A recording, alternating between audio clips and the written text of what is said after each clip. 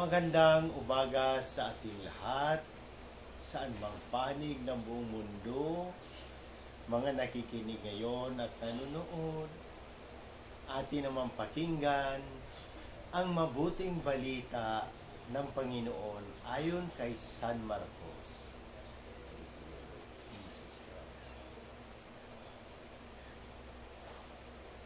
Noong panahong iyon, sinabi ni Jesus sa mga tao, ang paghahari ng Diyos ay maitutulad sa isang naghahasik ng binhi sa kanyang bukid. Pagkatapos niyon, magpapatuloy siya sa kanyang pang-araw-araw na gawain. Tutubo at lalago ang binhi nang hindi niya nalalaman kung paano. Ang lupa'y siyang nagpapasibol at nagpapabunga sa mga pananim. Usbong muna sa kauhay na pagkatapos ay mahihitik sa mga butil. Pagkahinog ng mga butil, agad itong ipagagapas sapagkat dapat nang aanihin.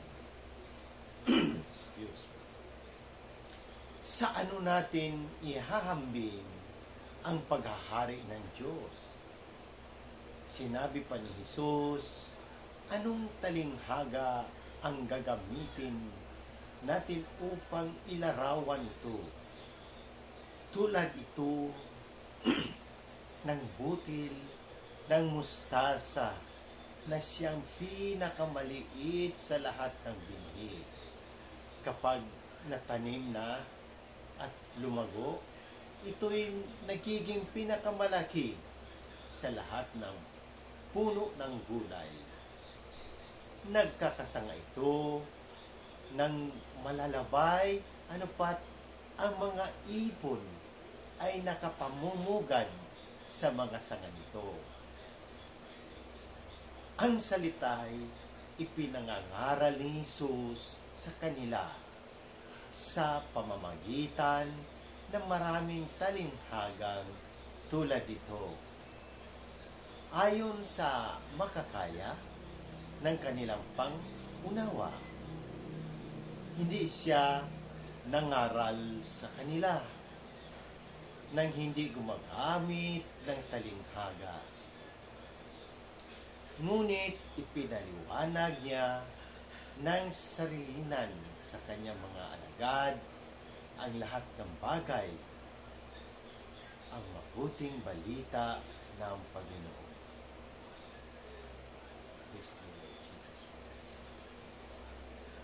Ating pagnilayan bilang Romano Katoliko.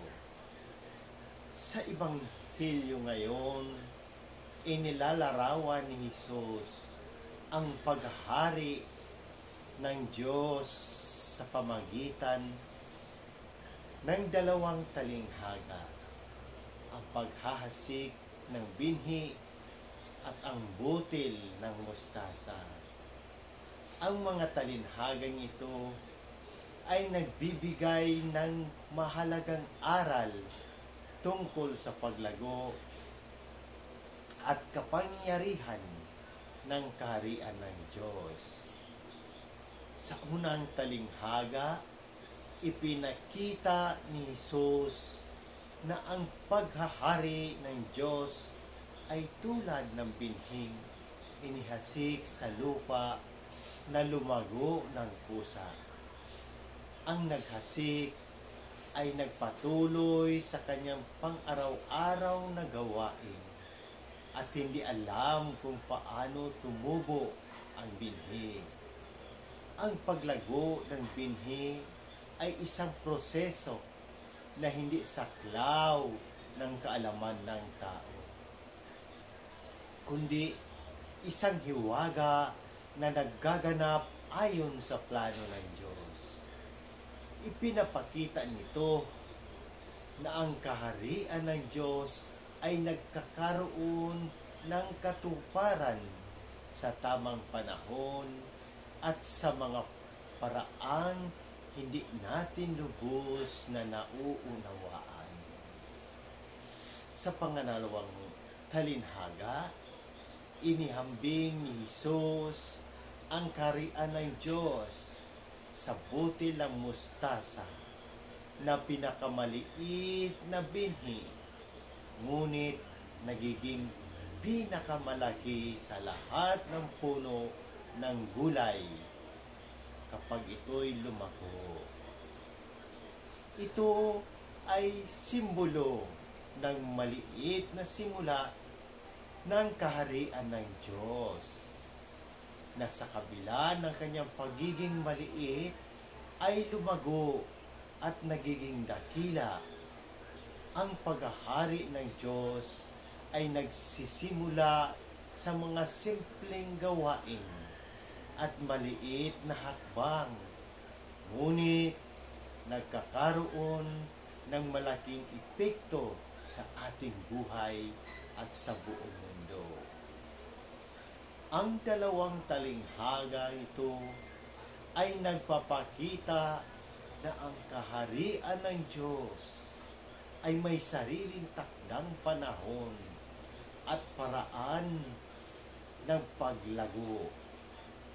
Tayo ay tinatawag na magtiwala sa proseso ng Diyos at magpursige sa paggawa ng kabutihan kahit sa maliit na paraan. Ang mga munting gawain natin na puno ng pananampalataya at pagmamahal ay maaaring maging simula ng malaking pagpapago. Sa ating pang-araw-araw na buhay, madalas nating hindi nakikita agad ang bunga ng ating mga pagsisikap at pananampalataya. Ngunit, tulad ng binhing tumubo na hindi natin namamalayan at ang butil ng mustasa na lumalaking dakila, tayo ay tinatawag na magpatuloy, magtiwala at magpursige. Ang ating maliit na pagsisikap kapag inaalay sa Diyos ay maaaring magdulot ng malaking pagbabago sa mundo. Sa muli, sa Diyos ang papuri at pagpapala.